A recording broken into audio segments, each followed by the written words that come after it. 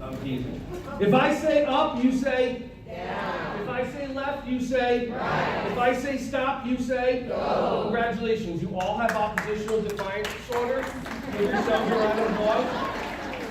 Some of you started clapping because I started clapping and went, well, wait a minute, why am I clapping about that? When I said up, why did everybody say down? Why didn't anybody say stairs? Why didn't anybody say yours? When I said left, everyone said right. Nobody said handed. When I said stop, everyone said go. Nobody sweat in the name of love before you break. So this is behavior mastery morning for yourself, because this is about you having an opportunity to master your own behaviors. And we just proved you don't have mastery of your own behaviors because of the words that just flew out of your mouth that you didn't have a choice about. And there's nothing wrong with it.